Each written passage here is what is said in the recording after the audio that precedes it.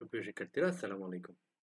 আজকে আমরা যে টপিকটা নিয়ে আলোচনা করব সেটা হচ্ছে আমাদের উচ্চ মাধ্যমিক রসায়নের প্রথম পত্র, যে ল্যাবরেটরির নিরাপদ ব্যবহার, এই চ্যাপ্টারটার লেকচার নাম্বার 2 নিয়ে আমাদের ক্লাসে আজকে আলোচনা করব। আজকে আমাদের আলোচনার বিষয় হবে একজন শিক্ষার্থী যখন ল্যাবে প্রবেশ করে তখন কি কি কাজ ওই শিক্ষার্থীর জন্য করতে হবে, আর কি কি কাজ ওই শিক্ষার্থীর জন্য বর্জনীয়, সেই বিষয়গুলো নিয়ে আমরা আমাদের ক্লাসে আজকে আলোচনা করব।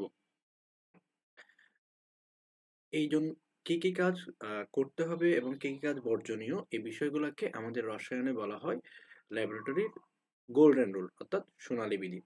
ল্যাবরেটরির গোল্ডেন রুল বা সোনালী বিধি পরীক্ষায় অনেক সময় দেয় যে ল্যাবরেটরির গোল্ডেন রুল বা সোনালী বিধি বলতে কি বোঝো, তখন আমরা আমাদের এই পয়েন্টগুলোই আমাদের পরীক্ষায় উল্লেখ করতে হয়। তাহলে আমরা শুরু করতে পারি আমাদের আজকের ক্লাস। সেটা হচ্ছে how to behave during lab activities, অর্থাৎ আমরা যখন ল্যাবে যাব তখন ল্যাবে কি কি কাজ করব আর কি কি কাজ আমরা করতে পারবো না, বা কি কি কাজ আমাদের করা সঠিক হবে না, ভুল হবে। সর্বপ্রথম যে বিষয়টা বললাম, যে কাজ করব বা কি কাজ করব না, বিষয়গুলোকে বলা হয় আমাদের রসায়নে সোনালী বিধি বা গোল্ডেন রুল।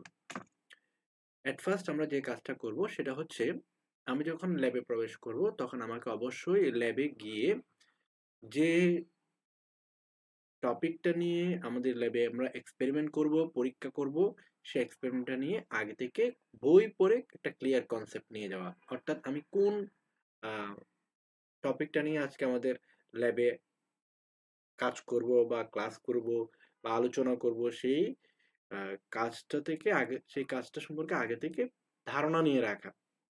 বিভিন্ন বই পড়ে আমার, যেহেতু আমাদের বাজারে প্রচলিত ল্যাবরেটরির ব্যবহারিক বই পাওয়া যায়, সেই ব্যবহারিক বই পড়ে আমাদেরকে আগে থেকে কি করতে হবে, ধারণা নিতে হবে যে আজকের ল্যাবে কি কি কাজ আমরা করব, এবং সেক্ষেত্রে কি কি বিক্রিয়া করতে পারে, কি কি যন্ত্রপাতি, কোন কোন যন্ত্রপাতি আমরা আজকের এক্সপেরিমেন্টের জন্য ব্যবহার করব, সেগুলো আমাদেরকে একটু ক্লিয়ার কনসেপ্ট নিতে হবে।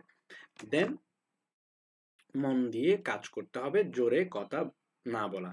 মনোযোগ দিয়ে যদি আমরা কাজ না করি তাহলে সেক্ষেত্রে আমার কাজে তো বিঘ্ন ঘটবেই, সেই সাথে আমার পাশের জন্য আমার সহপাঠী যিনি মনোযোগ দিয়ে কাজ করছেন তার জন্য সমস্যা হতে পারে। এবং যদি জোরে জোরে কথা বলি তাহলে সেখানে একটা বিশৃঙ্খল পরিবেশ বা অস্বস্তিকর পরিবেশের সৃষ্টি হবে। সবসময় আমরা চেষ্টা করব ল্যাবের এনভায়রনমেন্টটা একটু কি রাখার জন্য, ফ্রেন্ডলি রাখার জন্য, অর্থাৎ সবাই যাতে সুন্দরভাবে মনোযোগ সহকারে তার কাঙ্ক্ষিত প্র্যাকটিক্যালটা সে করতে পারে, সেদিকে আমরা একটু নজর দিব। ডেস্কে আমরা যখন কাজ করব, কাজ করার পূর্বে ডেস্কটাকে পরিষ্কার করে রাখতে হবে এবং পরিষ্কার করে নিতে হবে। সে একই সাথে কাজের পরেও, কাজ আমরা যখন শেষ করে যখন ল্যাব ত্যাগ করব এর পূর্বেও আমাদেরকে ডেস্ক পরিষ্কার করতে হবে, এবং যে কেমিক্যালগুলো নিয়ে আমরা কাজ করব সেই কেমিক্যালগুলোকে সুন্দর করে নির্ধারিত স্থানে গুছিয়ে রাখতে হবে। নেওয়ার সময় আমাদেরকে খুব ধৈর্য সহকারে নিতে হবে। তাড়াহুড়ো করে আমরা কোনো কেমিক্যালের রিয়েজেন্ট বোতল বা কোনো রাসায়নিক পদার্থ নিয়ে কাজ করতে চেষ্টা করব না। সবসময় ধৈর্য সহকারে কাজ করতে চেষ্টা করব।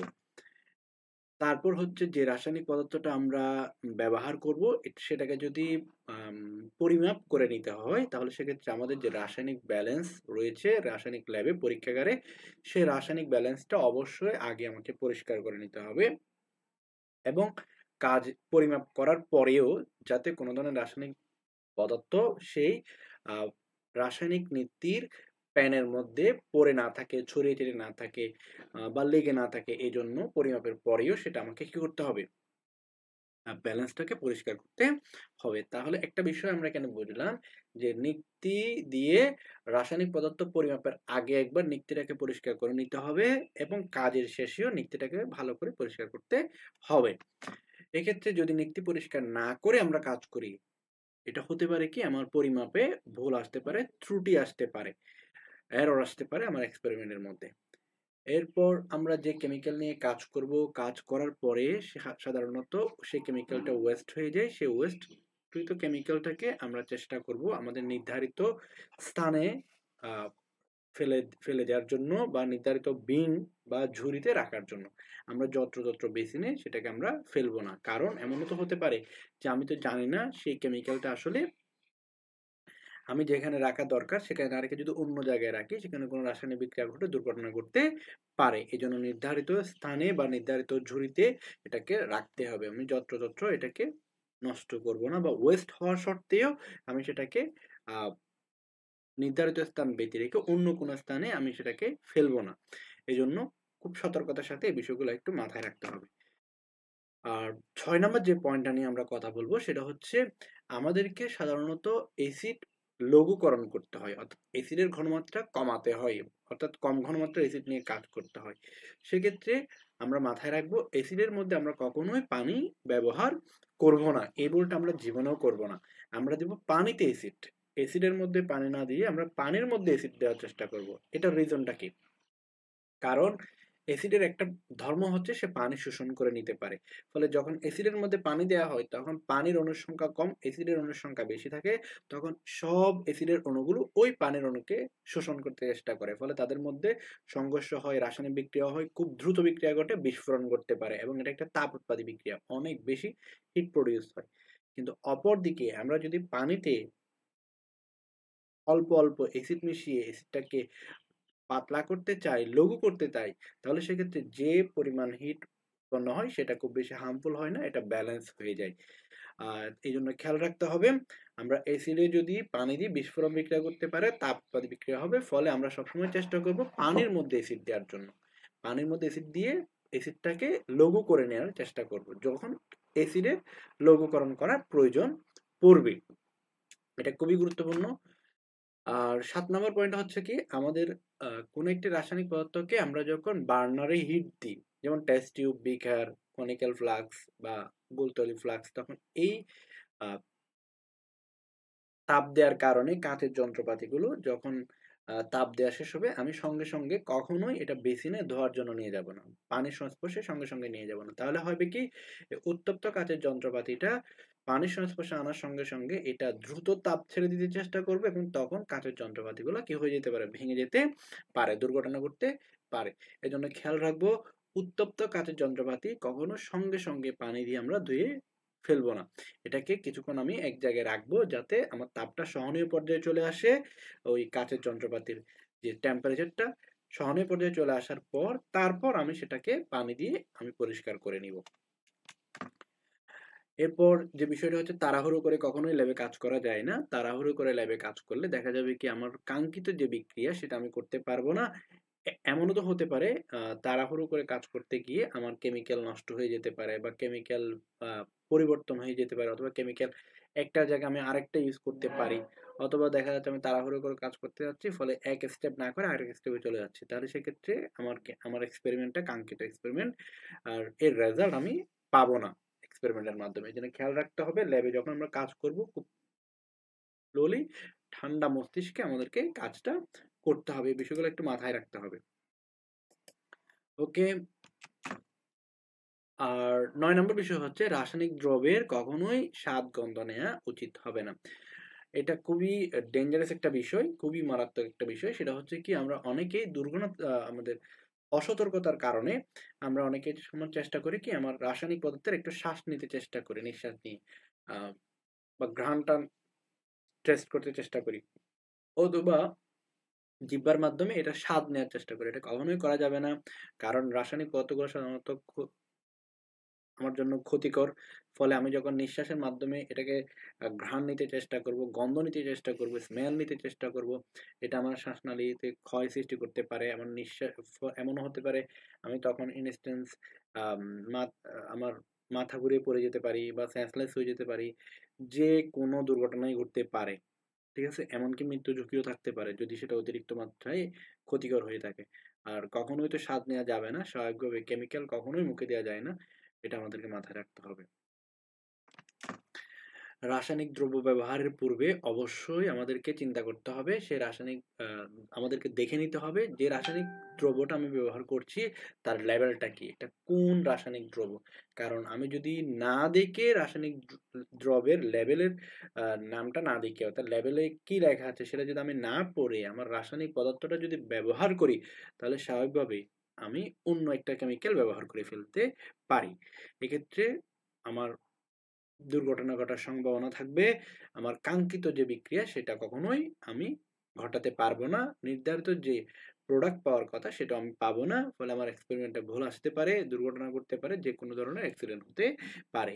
আর ব্যবহারের পূর্বে লেবেল দেখতে হবে এবং ব্যবহারের পরেও সুন্দর করে ওটা নির্ধারিত সেলফে রাখতে হবে। একটা কেমিক্যালের সংস্পর্শে আরেকটা কেমিক্যাল অনেক সময় দেখা যায় কি, আমরা যদি আমাদের জ্ঞানের স্বল্পতার কারণে বা অসতর্কতা বশত একটা কেমিক্যালের সংস্পর্শে আরেকটা কেমিক্যাল যখন রিয়েজেন্ট বোতল রাখি, তখন সেখানে বিস্ফোরণ বিক্রিয়া করতে পারে। এই জন্য খেয়াল রাখতে হবে যে কেমিক্যালের জন্য নির্ধারিত জায়গা যেখানে, সেখানে আমাকে কেমিক্যালটা রাখতে হবে। ওকে, এই বিষয়গুলো আমরা একটু দেখলাম, দেন আমরা আসলাম, আমাদের একটা ছবি দিলাম। এই ছবিতে আমরা যদি একটু খেয়াল করি, এই যে শিক্ষার্থী দেখেন, এই শিক্ষার্থী তার চশমা পরিহিত, সে ল্যাব কোট পরিধান করলো, গ্লাভস পরলো এবং সুন্দর করে হোল্ডার দিয়ে টেস্ট টিউবে তাপ দিচ্ছে, ফলে সে কিন্তু সেফ। কিন্তু পাশের জন দেখে, এই যে অসতর্কতার কারণে চুলগুলো খুলে দেওয়ার কারণে, ফলে কখন যে কথা বলতে বলতে তার চুলে আগুন ধরে গেল, তার একটা দুর্ঘটনা ঘটে গেল, সে কিন্তু বুঝতেও পারেনি। এই জন্য খেয়াল রাখতে হবে, ল্যাবে কখনো এরকম করে লম্বা চুল খোলা রেখে আমরা কাজ করতে পারবো না। এবং দেন এই শিক্ষার্থী দেখো কোনো ধরনের ল্যাব কোট নেই, কোনো ধরনের চোখে গগলস নেই, হ্যান্ড গ্লাভস নেই, কিচ্ছু নেই। আমরা কখনোই ল্যাবে এভাবে প্রবেশ করব না। আর সবসময় চেষ্টা করব চশমা পরার জন্য। পায়ে অবশ্যই ফিতাযুক্ত জুতো পরে আমরা যাওয়ার চেষ্টা করবো। আমরা কখনো স্যান্ডেল পরে ল্যাবে প্রবেশ করব না। এটা খুবই একটা মারাত্মক একটা ছবি।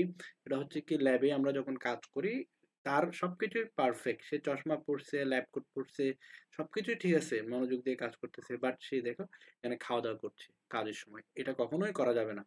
ল্যাবে খাওয়া দাওয়া করলে এমনও তো হতে পারে কোনো একটি রাসায়নিক পদার্থ ছিটকে পড়ে আমার খাবারের মধ্যে এসে পড়ছে, ঠিক আছে? তাহলে সেক্ষেত্রে খেয়াল রাখতে হবে, অথবা আমি যে হাত দিয়ে কাজ করছি সে হাতে তো আমার কেমিক্যাল লেগে আছে, ফলে কখনোই ল্যাবে খাওয়া দাওয়া করা যাবে না। আর চুল অবশ্যই ফিতা দিয়ে বেঁধে সুন্দর করে ক্যাপ করতে হবে। এই একটুকু আমাদেরকে একটু মাথায় রাখতে হবে ল্যাবে কাজ করার সময়। এরপর আমরা আমাদের কিছু সাধারণ কাজের যন্ত্রপাতি আমরা একটু পরিচিত হওয়ার চেষ্টা করি। এগুলো আমরা ল্যাবে গেলেই দেখবো, ল্যাবে গেলেই আমরা এই যন্ত্রপাতিগুলো আমাদের চোখে পড়বে, কারণ ম্যাক্সিমাম শিক্ষা প্রতিষ্ঠানের বা ল্যাবরেটরিতে এই যন্ত্রপাতিগুলো অবশ্যই পাওয়া যায়। যেমন এইটা হচ্ছে পিপেট বাল্ব। পিপেট বাল্ব মানে হচ্ছে এই যে এইটা হচ্ছে পিপেট বাল্ব, এটা হচ্ছে পিপেটের গায়ে লাগানো থাকে, অনেকটা হচ্ছে ড্রপারের মতো আর কি। এটা হচ্ছে বিকার, এটা হচ্ছে ফ্লোরেন্স ফ্লাক্স, এটা হচ্ছে টেস্ট টিউব ব্রাশ, যেটা টেস্ট টিউব পরিষ্কার করার জন্য বা ধোয়ার কাজে ব্যবহার করা হয়। এটা হচ্ছে থার্মোমিটার, এটা হচ্ছে আমার গ্রাজুয়েটেড পিপেট, দাকাঙ্কিত পিপেট, এটা হচ্ছে ভলিউমেট্রিক পিপেট বা সাধারণ পিপেট, এটা হচ্ছে বুরেট, এটা হচ্ছে কন্ডেন্সার লিবিক শীতক যন্ত্র, এটা যে গ্রাজুয়েটেড সিলিন্ডার মাপন cylinder, test tube, rubber stopper, এরপর হচ্ছে ক্রুসিবল এন্ড কভার, এরপর হচ্ছে মর্টার যেটা দিয়ে গুঁড়া করা হয়, ফার্নেল, সিরামিকের স্কয়ার, এটা দিয়ে, এটা হচ্ছে টেবিলের উপর আমি যদি একটা সিরামিকের প্লেট রাখি, তাহলে হয় কি, ওই সিরামিকের প্লেটের উপর কাজ করলে আমি আমার কোনো ধরনের ময়লা পড়লে আমি সহজে এগুলো পরিষ্কার করে ফেলতে পারি, রাসায়নিক দ্রব্য পড়লে সহজে আমি সরাই ফেলতে পারি। এবার হচ্ছে অয়ার গেজার মানে হচ্ছে তার জালি, অয়ার গজ মানে হচ্ছে তার জালি। এরপর হচ্ছে ক্রুসিবল টং, হচ্ছে ক্রুসিবল, এটা অনেক সময় আমরা বলি কি হোল্ডার হিসেবে ব্যবহার করি আর কি। এবার হচ্ছে ক্ল্যাম্প ধারক, এবার হচ্ছে রিং স্ট্যান্ড, প্ল্যাট ট্রায়াঙ্গেল, বার্নার, এরপর হচ্ছে প্ল্যাটফর্ম ব্যালেন্স। এটা সচরাচর খুব বেশি দেখা যায় না, তবে অনেক প্রতিষ্ঠানই আছে। এটা হচ্ছে টেস্ট টিউব হোল্ডার। এগুলো হচ্ছে সাধারণ কিছু যন্ত্রপাতি, আমরা ল্যাবে গেলে এই যন্ত্রপাতিগুলো আমাদের চোখে পড়বে। এরপর আমরা যেগুলো দেখবো, এখানে অনেকগুলো হোল্ডার দেওয়া আছে। এগুলো হচ্ছে টেস্ট টিউব ধরার জন্য হোল্ডার। এই যে প্রথম যে ছবি, টেস্ট টিউব ধরার জন্য হোল্ডারটা ব্যবহার করা হয়। এই হোল্ডার ধরার সময় খেয়াল রাখতে হবে যাতে অতিরিক্ত চাপ না দিই, চাপ দেওয়ার কারণে হোল্ডার ভেঙে যেতে, হোল্ডারের মাধ্যমে আমি যদি অতিরিক্ত পরিমাণ চাপ দিই আমার টেস্ট টিউবটা ভেঙে যাবে। এগুলো হচ্ছে আমার পিপেটের ধারক বা আহ, আমরা এটাও, এগুলো সবগুলো হোল্ডার, এগুলো পিপেট ধরার জন্য ব্যবহার করা হয়। তো এগুলো আবার পিপেটের জন্য না, এটা হচ্ছে উপরে ফানেল বসানো বা বিকার স্ট্যান্ড করার জন্য আমরা এগুলো ব্যবহার করি। এটা হচ্ছে স্ট্যান্ড, আর এটা হচ্ছে আমার জন্য টেস্ট টিউবের স্ট্যান্ড। টেস্ট টিউবগুলোকে এভাবে স্ট্যান্ডে সাজিয়ে রাখতে হয়।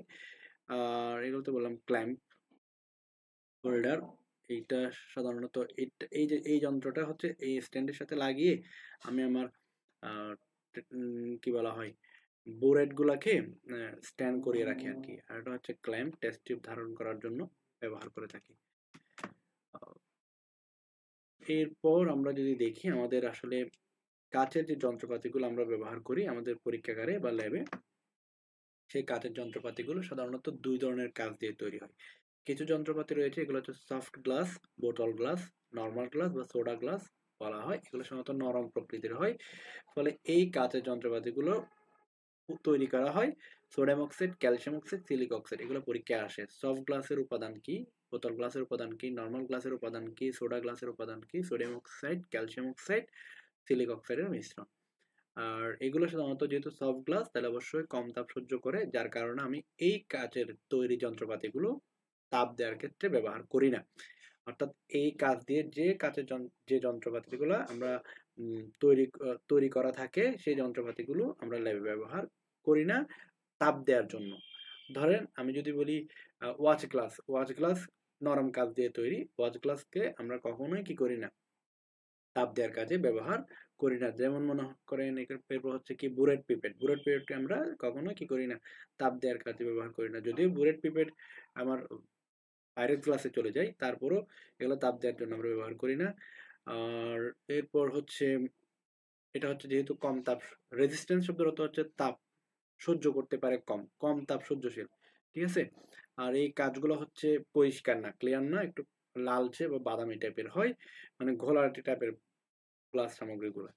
যেমন হচ্ছে গ্লাস টিউব, বিকার, ওয়াচ গ্লাস, ফানেল, রিয়েজেন্ট বোতল, লিভিক কন্ডেন্সার। এখানে এমন নয় যে তাপ, এই যন্ত্রপাতিগুলো যেমন আমরা তাপের সংস্পর্শে আমরা রাখি না, বিষয়টা এরকম নয়। মানে তাপের সংস্পর্শে আমরা রাখি, তবে অতিরিক্ত মাত্রায় তাপের সংস্পর্শে আমরা রাখি না। অত্যাধিক পরিমাণ তাপের সংস্পর্শে আমরা এগুলো নিই না, বা অনেকক্ষণ ধরে আমরা তাপের সংস্পর্শে আমরা রাখি না। যেমন আমি যদি বলি গ্লাস টিউব নরম গ্লাস কাঁচ দিয়ে তৈরি, তাহলে পরে কি আমি আমার টেস্ট টিউবে হিট, কেমিক্যালি আমি হিট দিই না? অবশ্যই দিই। তাহলে সেক্ষেত্রে বোঝা যাচ্ছে অনেকক্ষণ দিতে পারবো না, তবে বেশি মাত্রা তাপের মধ্যে আমি গ্লাস টিউব রাখতে পারবো না। বিকারকে কি আমরা গরম করা, কোনো একটা দ্রবণ গরম করার কাজে ব্যবহার করি না? হ্যাঁ অবশ্যই করি, কিন্তু তারপরে বলা হচ্ছে কি এটা কম তাপ সহ্যশীল, বেশিক্ষণ আমরা যদি দিই তাহলে এটা ফেটে যেতে পারে। ওয়াচ গ্লাসকে তো আমরা আসলে তাপ দেওয়ার কাজে ব্যবহারই করি না। ফানেল তাপ দেওয়ার কাজে এটা ব্যবহার করি না। রিয়েজেন্ট বোতল এগুলো তাপ দেওয়ার কাজে ব্যবহার করি না, এগুলো কেমিক্যাল রাখার কাজে ব্যবহার করি। লিভিক শীতক এটা তাপ দেওয়ার কাজে ব্যবহার করা হয় না। তাইলে আমাদেরকে যদি কখনো জিজ্ঞেস করে সফট গ্লাস, বোতল গ্লাস বা নর্মাল গ্লাস বা সোডা গ্লাস এর উপাদান কি, আমাদেরকে আনসার দিতে হবে সোডিয়াম অক্সাইড, ক্যালসিয়াম অক্সাইড, সিলিক অক্সাইডের মিশ্রণ, এবং এটা কম তাপ সহ্য করতে পারে। ফলে এদের ম্যাক্সিমাম যন্ত্রপাতি সাধারণত তাপ দেওয়ার কাজে আমরা ব্যবহার করি। তবে কিছু কিছু যন্ত্রপাতি রয়েছে যেগুলো সফট গ্লাস দিয়ে তৈরি, তাদেরকে তাপ দেওয়ার ক্ষেত্রে ব্যবহার করা হয়, কিন্তু বেশিক্ষণ তাপ দেওয়ার ক্ষেত্রে আমরা ব্যবহার করি না। অল্প তাপ দেওয়ার ক্ষেত্রে আমরা এগুলো ব্যবহার করতে পারি। আর এরপর হচ্ছে যেমন এই যে হচ্ছে আমার জন্য গ্লাস টিউব বা গ্লাস রড, এটাকে আমরা কখনোই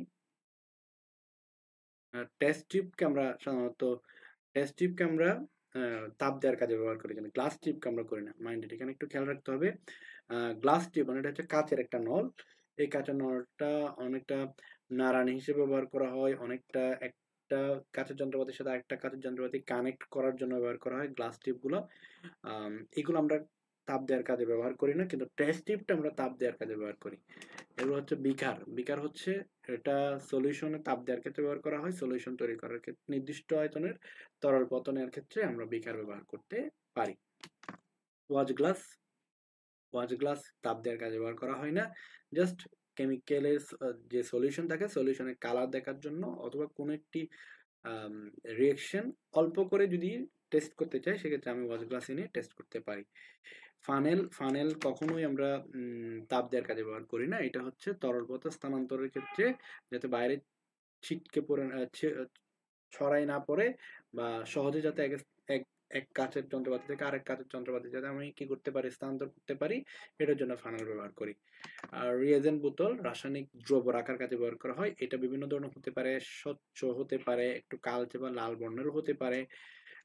যে সকল রাসায়নিক পদার্থ তাপ সংবেদনশীল তাদেরকে এই কালো বা বাদামি বর্ণের রিয়েজেন্ট বোতলে রাখা হয়।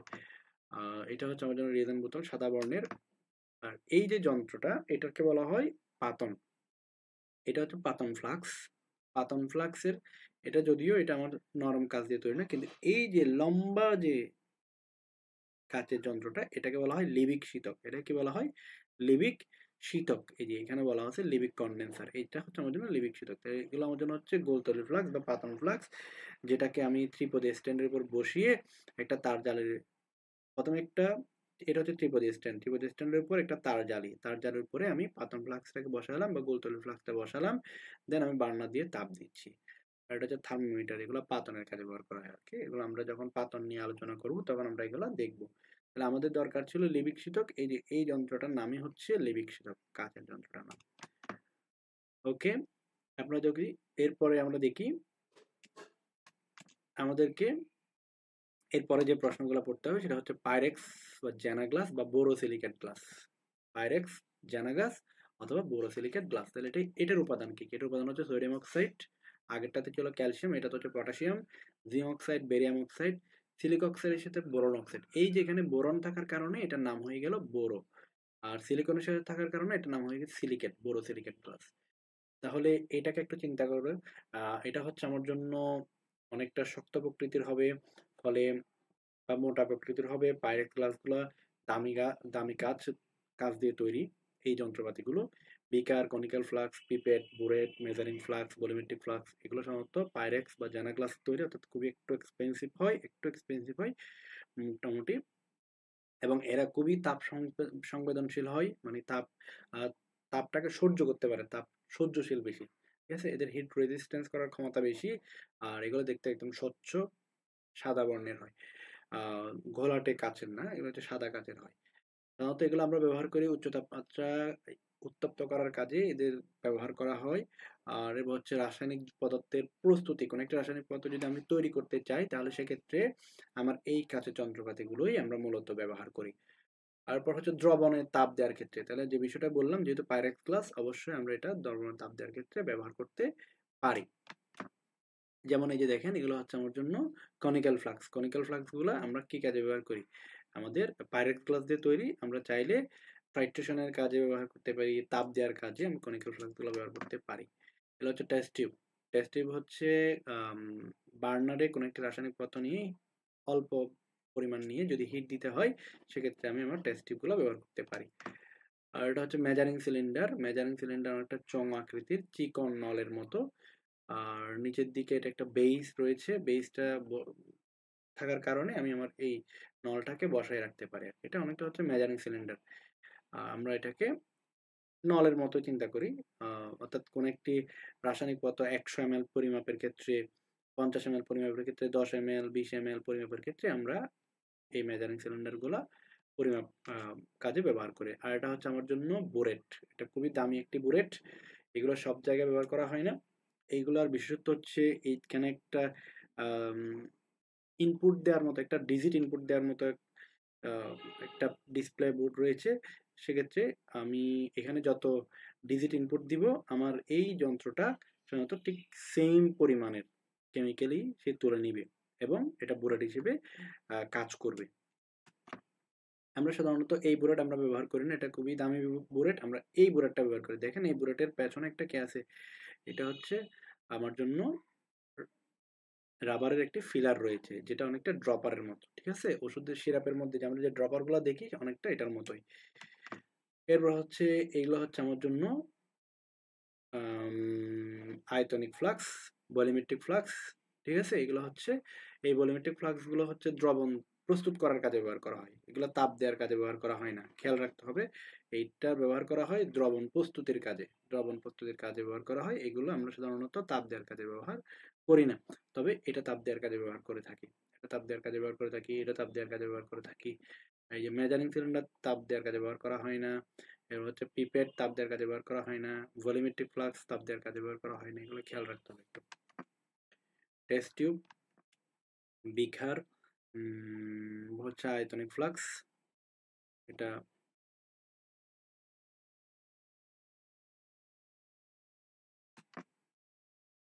এইগুলো হচ্ছে আমার জন্য মেজারিং সিলিন্ডার। দেখেন বিভিন্ন আয়তনের রয়েছে, তারপর হচ্ছে এই যে যেগুলো বললাম ভলিউমেট্রিক ফ্লাক্স, এই ভলিউমেট্রিক ফ্লাক্সের এখানে একটা দাগ দেওয়া রয়েছে, দেখেন এই দাগ দেওয়া অংশ পর্যন্ত আমরা সলিউশন তৈরি করি। যেমন এখানে কেমিক্যাল নিলাম, তো এই কেমিক্যালের মধ্যে আমি ডিস্টিল ওয়াটার দিয়ে জাস্ট এই দাগ পর্যন্ত আমি নিব।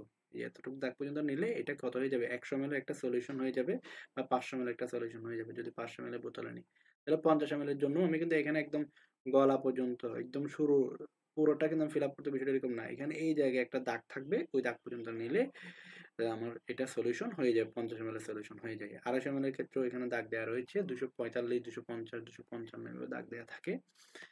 আর উপরে এটা তো হচ্ছে আমার জন্য একটা এগুলাকে বলা হয় কি ক্লিপ বলা হয়, কি আবার চিপি বলা হয়। সেই চিপিগুলা আমরা মুখ বলি অনেকে, সরিয়ে আমরা আমাদের নির্ধারিত তরল পদার্থ এখানে নিয়ে আমি সলিউশন তৈরি করতে পারি।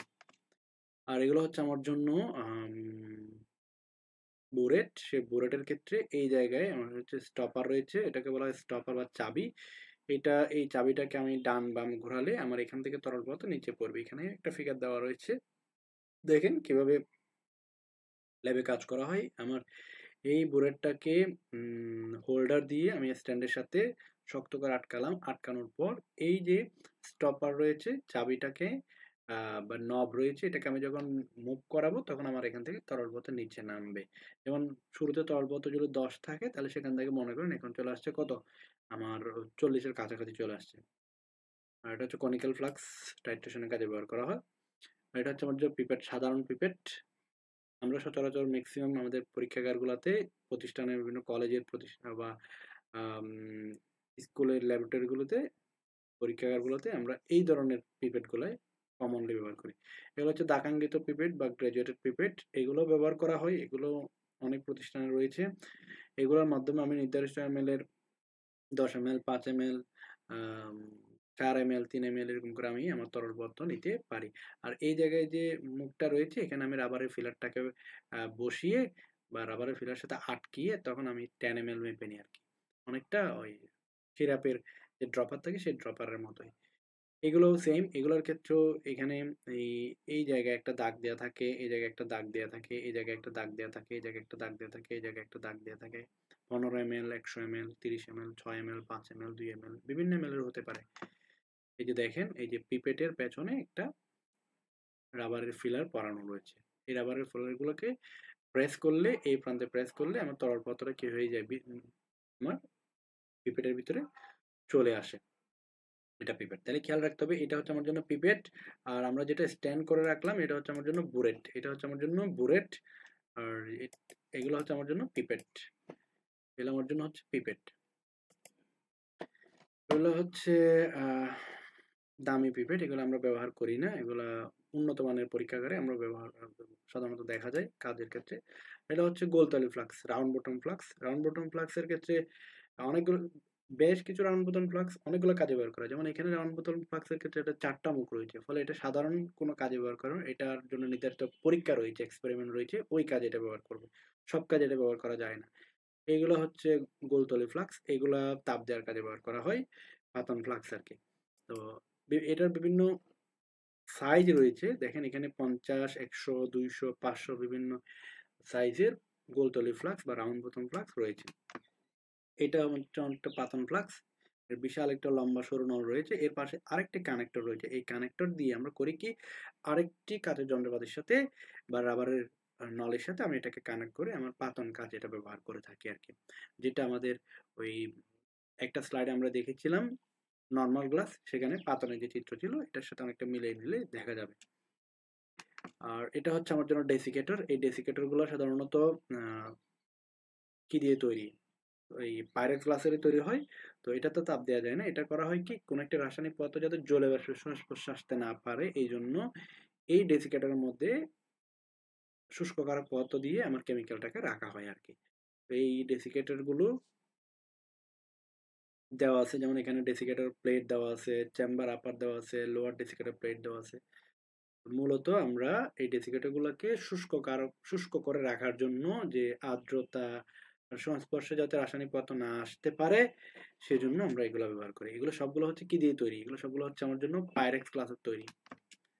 ওকে, গ্লাস সামগ্রী আমরা ল্যাবে ব্যবহার করব কেন, অন্য কাঁচ কাঁচ দিয়ে তৈরি না হয় প্লাস্টিকের তৈরি সামগ্রী বা অন্য উপাদান দিয়ে তৈরি, অন্য কোনো ধাতুর তৈরি সামগ্রী আমরা ব্যবহার করব না কেন? কারণ এর পেছনে রিজন হচ্ছে কি, গ্লাস সামগ্রীগুলো মূলত হচ্ছে সবচেয়ে বড় বিষয় যে এগুলো কোনো রাসায়নিক পদার্থের সাথে কি করে না, বিক্রিয়া করতে পারে না, বা রাসায়নিক পদার্থ কাঁচের সাথে সহজে বিক্রিয়া করে না। এজন্য আমরা মূলত প্রথম আমরা সব ক্ষেত্রে সচরাচর কাঁচের যন্ত্রপাতিগুলাই ব্যবহার করে থাকি। যে রাসায়নিক পদার্থগুলো কাঁচের সাথে খুব বেশি বিক্রিয়া করে না বা কাঁচের ক্ষয় করে না, বা কাঁচটাও কি করে না রাসায়নিক পদার্থের সাথে সহজে খুব দ্রুত বিক্রিয়া করতে পারে না।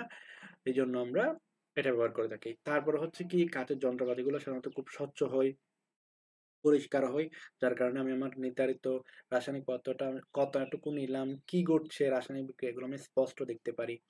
তারপর হচ্ছে আমি যখন কাঁচের যন্ত্রপাতিগুলো নিই, সেই কাঁচের যন্ত্রপাতিগুলো কখনো যদি এমনও হতে পারে যে এটা এই শেপটা থেকে আরেকটা ভিন্ন শেপে দিতে হতে পারে, তখন আমি তাপ দিয়ে কাঁচটাকে গলিয়ে আমার কাঙ্ক্ষিত যে আকারের পরিবর্তন সেটা আমি করতে পারি।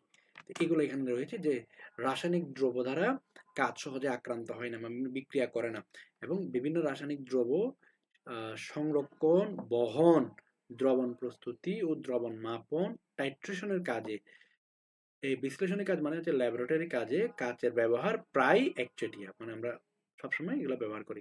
তবে খেয়াল রাখতে হবে এইচএফ সাধারণত কাঁচকে ক্ষয় করতে পারে। এইচএফ এর সাথে এইচএফ নিয়ে কাজ করার সময় একটু সতর্কতা অবলম্বন করতে হবে। এছাড়া ক্ষার দ্রবণের ক্ষেত্রেও কাঁচের বিক্রিয়া করতে পারে, কাঁচের সাথে ক্ষার দ্রবণে বিক্রিয়া করতে পারে। ফলে ক্ষার দ্রবণ নিয়ে কাজ করার সময় এবং এইচএফ নিয়ে কাজ করার সময় আমাদেরকে সতর্ক হয়ে কাজ করতে হবে। আর কাজ হচ্ছে খুবই স্বচ্ছ, ধৌত করা খুবই সহজ, সহজে আমি এটাকে পরিষ্কার করে ফেলতে পারি। কাজকে সহজে গলিয়ে বিভিন্ন আকৃতি দেওয়া যায় বলে এটি নিয়ে অনেক সামগ্রী তৈরি করা যায়। বিভিন্ন তরল পদার্থ ও দ্রবণ উত্তপ্ত করা, দীর্ঘদিন সংরক্ষণ করলেও, অর্থাৎ আমি উত্তপ্তও করলাম বা দীর্ঘদিন সংরক্ষণও করলাম, তাহলে সেক্ষেত্রে কাঁচ পাত্রের কি হয় না, তেমন কোনো ক্ষতি বা পরিবর্তন ঘটে না।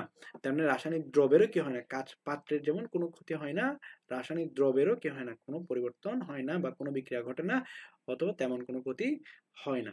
তাহলে এত সুবিধার পরেও কিছু অসুবিধা রয়েছে। এখন অসুবিধাগুলো কি কি? প্রথমত অসুবিধা হচ্ছে যেহেতু কাঁচ অনেকটা ভঙ্গুর প্রকৃতির, ফলে একটু আঘাত লাগলে কাঁচ যন্ত্রপাতিগুলো ভেঙে যায়। আর দ্বিতীয়ত বললাম কি, এইচএফ তো আমি হাইড্রোজেন ফ্লোরাইড, এইটার তাপ আমার কাঁচের সাথে বিক্রিয়া করতে পারে। আর এরপর হচ্ছে কি, আহ, ক্ষারের কথা বলা হচ্ছে এখানে। ক্ষার দীর্ঘ সময় যদি কাঁচের সংস্পর্শে থাকে, তাহলে ক্ষারের সাথে কাঁচের যে উপাদান সিলিক অক্সাইড, তার মধ্যে বিক্রিয়া হয় সোডিয়াম সিলিকেটের সোডিয়াম সিলিকেট আকারে কাঁচটা আস্তে আস্তে আস্তে আস্তে ক্ষয় হয়ে হয়ে ভেঙে যেতে পারে। ঠিক আছে, এই সতর্কতাগুলো একটু অবলম্বন করতে হবে। আর দ্বিতীয় কথা হচ্ছে, তাহলে আমরা প্রথমত বললাম কি, আহ, কাঁচ হচ্ছে খুবই ভঙ্গুর প্রকৃতির, এই জন্য অল্প আঘাতে ভেঙে যেতে পারে, এই জন্য সতর্কতা অবলম্বন করা দরকার। এইচএফ নিয়ে এবং ক্ষার নিয়ে কাজ করার ক্ষেত্রে কাঁচের সাথে এই রাসায়নিক পদার্থগুলোর বিক্রিয়া ঘটে, এই জন্য এটা অসুবিধা। আর হচ্ছে কি, কখনো আমরা যদি কোনো একটি কাঁচের যন্ত্রপাতিকে আমার দেখা যাচ্ছে কি, আমার কাঙ্ক্ষিত যে রাসায়নিক বিক্রিয়া ঘটানো দরকার সেটা ঘটানোর জন্য আমি দীর্ঘ সময় তাপ দিলাম, তাহলে তাপ দেওয়ার কারণে কাঁচের যন্ত্রপাতি অনেক সময় ভেঙে যেতেও পারে। আর এগুলো বিষয়ে একটু খেয়াল রাখতে হবে।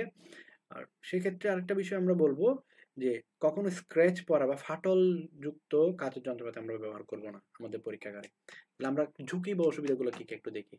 এটি আঘাতে ভেঙে যেতে পারে ভঙ্গুর হওয়ার কারণে কাঁচ। এইচএফ ও ক্ষার দ্রবণ সহজে কাঁচের ক্ষয় করতে পারে। অনেক সময় কাঁচ নল বা কন্ডেন্সারে রাবার, এটা অনেকটা টিউব বা চিপি ঢুকানোর সময় জখম হতে পারে। বিষয়টা হচ্ছে এরকম, ধরেন আমার এটা হচ্ছে একটা কাঁচ নল, এই কাঁচের নলটাকে আমি আমার এই টিউবের মধ্যে প্রবেশ করি, তখন আমি যদি খুব বেশি প্রেস করি, প্রেস করতে গেলে দেখা যাচ্ছে কি আমার এটা তখন অতিরিক্ত পরিমাণ প্রেস করার কারণে আমার কাঁচের যন্ত্রপাতিটা কি হয়ে যেতে পারে, ভেঙে যেতে পারে। অনেকটা কাঁচের নল, এটা তো চিকন একটা কাঁচের নল, এটা মনে করেন আমার জন্য স্টপার, যে রাবারের চিপি, রাবার টিউব, ঠিক আছে, অথবা আমরা এটাকে বলতে পারি কর্ক। আমি স্বাভাবিকভাবে প্রথমবার যখন আমি এটাকে আমার কাঁচের যন্ত্রপাতিটাকে অতিরিক্ত প্রেসার দিয়ে আমি প্রবেশ করাতে চাইবো, তখন এটা অতিরিক্ত প্রেসারের কারণে আমার এই জায়গায় ভেঙে যেতে পারে। এগুলো একটু খেয়াল রাখতে হবে। ভেঙে যাওয়ার পাশাপাশি আমাদের নিজেরও অ্যাক্সিডেন্ট হতে পারে। টেবিল বা সিঙ্ক পরিষ্কার করার সময় ভাঙা কাচে বিপদ করতে পারে। এজন্য টেবিল বা সিঙ্ক পরিষ্কার করার সময় আমরা সবসময় ব্রাশ ব্যবহার করার চেষ্টা করব। হাতে অবশ্যই গ্লাভস যাতে থাকে। তাপ দেওয়ার সময় বা আঘাতে কাঁচপাত্র ভেঙে গেলে সেক্ষেত্রে তরল চারিদিকে ছড়িয়ে পড়ে অঘটন ঘটতেও পারে। ওকে, আমরা তাহলে এই বিষয়গুলো একটু দেখলাম। এত সুবিধা এবং অসুবিধার পর তার মানে কি আমরা কাঁচের যন্ত্রপাতি ব্যবহার করব না? না, অবশ্যই করব। সেক্ষেত্রে সতর্কতা অবলম্বন করতে হবে। এইসব সুবিধা অসুবিধার প্রেক্ষিতে কাঁচ সামগ্রীর নিরাপদ ব্যবহার নিশ্চিত করতে হয়। তারপর আমাদেরকে কাঁচের যন্ত্রপাতি ব্যবহার করতে হবে। সেক্ষেত্রে সতর্কতা অবলম্বন করতে হবে। নিরাপদ ব্যবহারের কৌশলগুলো জানতে হবে। কাজ যেহেতু ভঙ্গুর, ফলে সামগ্রী সতর্কতার সঙ্গে হ্যান্ডেল করতে হয়। অযথা কোথাও যাতে আঘাত না লাগে সেদিকে খেয়াল রাখতে হবে। একটা কাচের যন্ত্রপাতির মধ্যে তরল পদার্থ নিয়ে স্থানান্তরের ক্ষেত্রে এক হাত কাচের যন্ত্রপাতি ধরে আরেক হাত নিচের তলার মধ্যে দিয়ে এটাকে মানে হাতের উপর আমার যন্ত্রপাতিটাকে বসিয়ে বা বিকার বা ফ্লাক্স, গোলতলি ফ্লাক্স বা আয়তনিক ফ্লাক্স এগুলো হাতের উপর বসিয়ে আরেক হাত দিয়ে ধরে আমাকে স্থানান্তর করতে হবে। এটা বিষয়টা খেয়াল রাখতে হবে। ব্যবহারের পূর্বে দেখে নিতে হয় কাজ সামগ্রী ভাঙা বা ক্র্যাশ কিনা। তাহলে আমি তো শুরুতে বললাম ভাঙা বা ক্র্যাশ যদি হয় তাহলে আমি শুরুতে এগুলোকে আমি অ্যাভয়েড করার চেষ্টা করব এই সামগ্রীগুলো। বিশেষভাবে যেসব গ্লাস সামগ্রীর লম্বা সরু অংশ রয়েছে, ওই যে বললাম আমার পলিমেট্রিক ফ্লাক্সের মধ্যে লম্বা সরু অংশ রয়েছে। তারপর হচ্ছে টেস্ট আমার হচ্ছে কি এগুলোকে পিপেট, বুরেট এগুলোর মধ্যে লম্বা, এগুলো হচ্ছে লম্বা নলের। ফলে এদের ব্যবহারের ক্ষেত্রে ঝুঁকি এড়িয়ে সংরক্ষণ ব্যবহার করা উচিত। এইসব কাজে স্ট্যান্ড ব্যবহার করা অপরিহার্য। অর্থাৎ যে কাজের যন্ত্রপাতির জন্য যে স্ট্যান্ডটা দরকার সেটা আমাকে ব্যবহার করতে হবে। ল্যাবরেটরিতে এটা ইম্পর্টেন্ট একটা পয়েন্ট। ল্যাবরেটরিতে তাপসহ দামি পাইরেক্স কাচের যন্ত্রপাতি ব্যবহার করা হয় রাসায়নিক পদার্থ নিয়ে কাজ করার সময়। সেক্ষেত্রে পাইরেক্স কাজটা দামি বলে সাধারণত এটাকে যত্ন সতর্কতার সঙ্গে কাজ করতে হবে। কাচের burette, pipette, cylinder, conical flask, আয়তনিক ফ্লাক্স প্রত্যেকটির জন্য আলাদা আলাদা স্ট্যান্ড থাকে। তাহলে শুরুতে তাহলে আমরা বললাম স্ট্যান্ড থাকে। নিরাপদ স্থানে এইসব স্ট্যান্ডে এগুলোকে সযত্নে সাজিয়ে রাখতে হবে যাতে হাত লেগে বা কোনোভাবে এগুলো ভেঙে না যায়। যেমন টেস্ট টিউবের জন্য টেস্ট টিউব স্ট্যান্ড রয়েছে, আবার বোরেটের জন্য বোরেট স্ট্যান্ড রয়েছে। ঠিক আছে, এগুলো আমরা একটু খেয়াল রাখতে হবে। তাপ দেওয়ার ক্ষেত্রেও সাবধানতা প্রয়োজন। দ্রবণপূর্ণ কাচের আয়তনিক ফ্লাক্স, অর্থাৎ আয়তনিক ফ্লাক্সে পুরোটা তো ফিল আপ করা আছে, এক্ষেত্রে আমি এটাকে তাপ দিব না। মাপন সিলিন্ডার তাপ দেওয়া যায় না। বুলেট পিপেট এগুলোকে সরাসরি বার্নারে তাপ দেওয়া যায় না। কেবলমাত্র তাপ সহনশীল কাচের তৈরি বিকার, কনিক্যাল ফ্লাক্স, গোলতলি ফ্লাক্সে তাপ দেওয়া হয়। অর্থাৎ যে সকল কাচের যন্ত্রপাতি তাপ দেওয়ার কাজে ব্যবহার করা হয় সেগুলো আমরা তাপ দিব। সেগুলোতে তাপ সেগুলাতে আমি তাপ প্রয়োগ করতে পারবো। আর যে সকল কাচের যন্ত্রপাতি তাপ দেওয়ার জন্য প্রয়োজন নয় সেগুলোকে আমি বার্নারের তাপ দেওয়ার জন্য কাজে লাগাবো না।